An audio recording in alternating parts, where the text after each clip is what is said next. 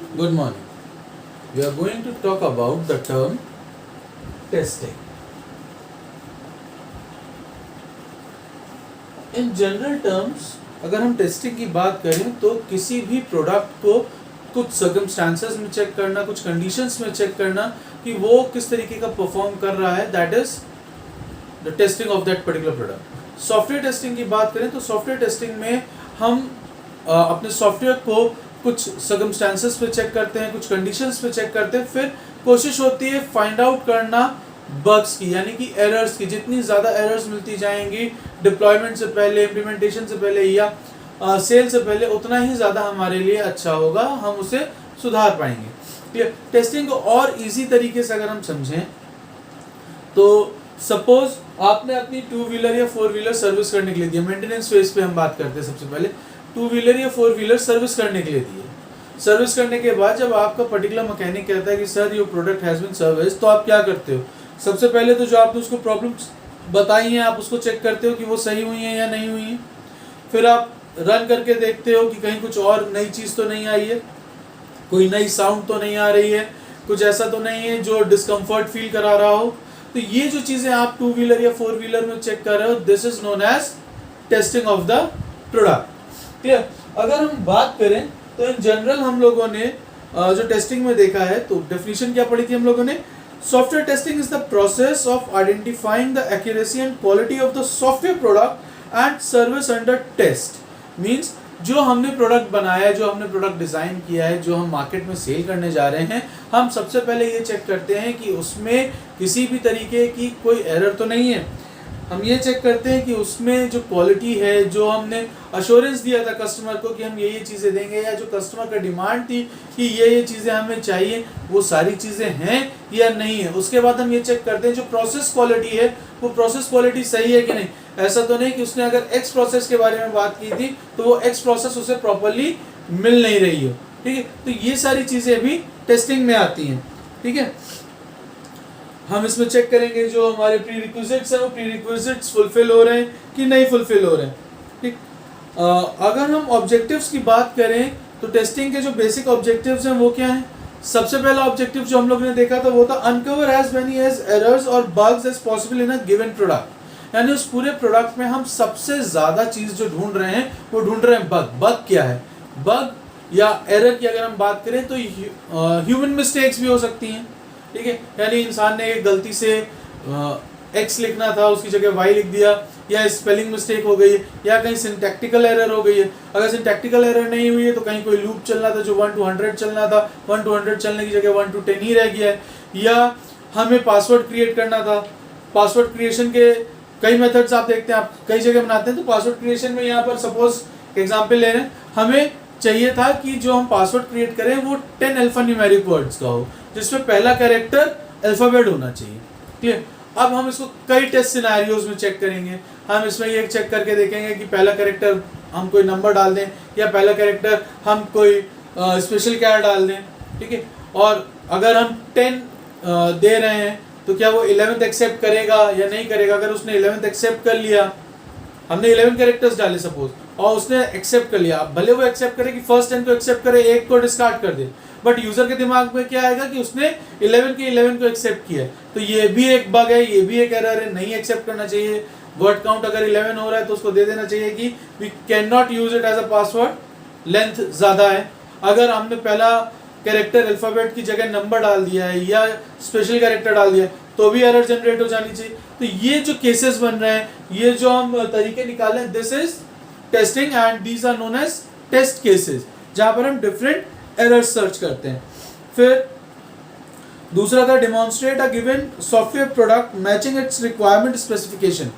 Requirement specification की बात करें तो आप सब शायद ऐसे ही पढ़ के आए हैं, जहां पर हम सॉफ्टवेयर रिक्वायरमेंट स्पेसिफिकेशन एक डॉक्यूमेंट बनता है जो लीगल डॉक्यूमेंट होता है यूज़र और डेवलपर के बीच में, या जो पर्सन परचेज कर रहा है सॉफ्टवेयर और उसके और डेवलपर के बीच में, कि उसकी जो जो रिक्वायरमेंट्स हैं वो क्या हैं, आप उसे कैसे फुलफिल करोगे. तो सबसे पहली चीज़ जो आती है दैट इज एसआरएस. एसआरएस के अंदर अगर हम बात करें, it is a legal document, और इसके अंदर पर्टिकुलर पर्सन अपनी सारी प्रॉब्लम्स या अपने सारी प्रीरिक्विजिट्स देता है कि उसको इनपुट्स कैसे चाहिए, उसको आउटपुट्स कैसे चाहिए, उसकी रिपोर्ट्स किस तरीके की होंगी, प्रोसेसेस कैसे काम करेंगी, सिक्योरिटी कैसे आप देंगे, ठीक है, आप उसका जो डॉक्यूमेंटेशन है उसका वो किस तरीके का आप प्रोवाइड करेंगे, जिसको हम सॉफ्टवेयर डॉक्यूमेंटेशन कहते हैं, जिसके थ्रू ट्रेनिंग होती है, आप ट्रेनिंग टेस्टिंग कैसे कराएं, ये सारी चीज़ें होती हैं। आप इसमें अब एक एक चीज़ चेक करते हैं जब आप सॉफ्टवेयर बनाते हैं हर एक प्रोसेस के बाद कि इनपुट्स आपके सही आ रहे हैं या नहीं आ रहे हैं, जो इनपुट्स आपको देने चाहिए वो एक्सेप्ट कर रहा है या नहीं कर रहा है। अगर किसी टेक्स्ट बॉक्स में आपको न्यूमेरिक वैल्यू देनी थी तो क्या वहाँ पर वो अल्फ़ाबेट ले रहा है, अगर अल्फ़ाबेट वो एक्सेप्ट कर रहा है तो आपका वो टेस्ट केस फेल हो जाएगा, क्योंकि अगर इस बॉक्स में हम अल्फ़ाबेट देते हैं तो उसे अल्फ़ाबेट को रिजेक्ट कर देना चाहिए, ठीक है। आउटपुट्स की बात करें तो आउटपुट्स के कई सिनेरियो होते हैं। आपका न्यूमेरिक आउटपुट्स होता है, आपके रिपोर्ट्स होते हैं, आपकी वीकली रिपोर्ट्स होती है, आपकी डेली रिपोर्ट्स होती है, जो यहाँ पर भी आती हैं। तो ये दो चीज़ें क्यों हो रही हैं? दो चीज़ें इसलिए हो रही हैं, एक आउटपुट ट्रांजैक्शन का आउटपुट है कि अगर आपने कोई इन्वेंट्री यूज़ की हुई है या आप कोई बिलिंग यूज़ कर रहे हैं तो वो किस तरीके से उसको मैनिपुलेट कर रहा है, उसके आउटपुट्स को किस तरीके से हैंडल कर।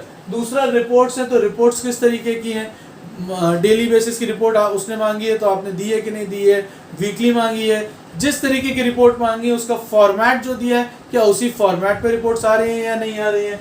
फिर प्रोसेसेस उसने जितनी मांगी थी वो क्या सारी प्रोसेसेस आप प्रोवाइड कर रहे हैं कि नहीं कर रहे हैं, अगर कहीं कोई चेंज कर रहे हैं तो क्यों कर रहे हैं, किस लिए कर रहे हैं, ये आपको स्पेसिफाई करना होगा, ठीक है। तो ये SRS के अंदर सबसे पहली चीज़ उसके प्री रिक्विजिट हम चेक करते हैं कि जो उसके रिक्वायरमेंट्स हैं वो फुलफिल हो रहे हैं या नहीं। नेक्स्ट थर्ड में आता है validate the quality of a software using the minimum cost and efforts. अब किसी भी सॉफ्टवेयर की अगर हम बात करें क्वालिटी की तो क्वालिटी कई तरीके की है। एक क्वालिटी तो ये हो गई कि वो कैसा परफॉर्मेंस है, क्या वो परफॉर्मेंस सही है या नहीं। फिर उसकी क्वालिटी इस पर भी डिपेंड करती है कि अगर हम उसको फुल फ्लेज यूज़ कर रहे हैं, उस पर अगर हम डेटा का लोड दे रहे हैं तो वो किस तरीके से उसको रिस्पॉन्ड कर रहा है, हैंग तो नहीं हो रहा है, या जो डेटा है उसको सही से रीड कर पा रहे हैं कि नहीं कर पा रहे। तो ये सारी चीज़ें भी हम यहाँ चेक करते हैं, उसकी क्वालिटी की बात करते हैं हम यहाँ पर। अगर क्वालिटी सही आ रही है देन इट इज़ गुड, अगर क्वालिटी सही नहीं आ रही है तो थोड़ा सा दिक्कत होगी। रही बात क्वालिटी की, तो क्वालिटी हम अगले कुछ और वीडियोस में आगे इस पर बात करेंगे कि क्वालिटी एश्योरेंस क्या होती है, क्वालिटी कंट्रोल क्या होता है, एक्सेप्टेंस कैसे आती है क्वालिटी की, ठीक है। फिर अगर हम बात करें तो लास्ट था ये टेस्टिंग में कि हम हाई क्वालिटी टेस्ट केसेस बनाते हैं।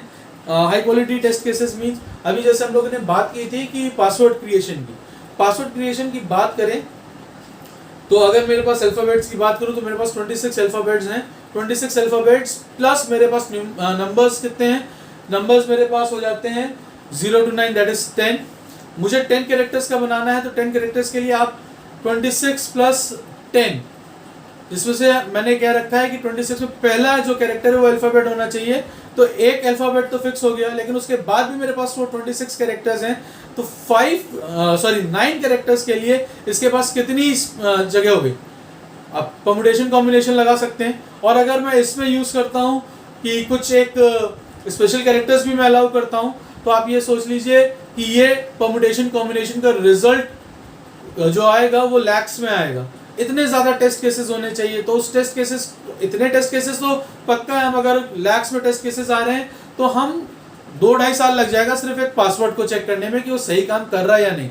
तो इसके लिए हम एक बहुत high quality test case design करेंगे जिसमें मोस्ट ऑफ द फीचर्स हम चेक कर लेंगे कि वो सही काम कर रहे हैं या नहीं, ठीक है। उसके बाद हम इन टेस्ट को इफेक्टिवली यूज़ करके देखेंगे आउटपुट्स क्या आ रहे हैं। फिर अगर कोई इश्यूज आ रहे हैं तो उसको हम करेक्ट करेंगे, उसके रिगार्ड्स में हम सारी चीज़ें लाएंगे, और अगर कोई बहुत ज़्यादा प्रॉब्लम्स आ रही हैं तो वो रिपोर्ट करेंगे, ठीक। ये जितनी रिपोर्ट्स जनरेट होंगी एरर्स की, बग्स की, ये वापस डेवलपर के पास जाएंगी और डेवलपर उन पे फर्दर वर्क करेगा।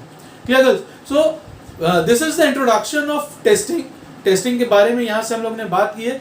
नेक्स्ट लेक्चर जो हम लेके आएंगे या जो नेक्स्ट लेक्चर में हम बात करेंगे that will be of about parts of testing के जनरली 2 पार्ट्स होते हैं, एक होता है वेरिफिकेशन, एक होता है वैलिडेशन। तो नेक्स्ट लेक्चर में हम लोग वेरिफिकेशन और वैलिडेशन में बात करेंगे। Okay, thank you.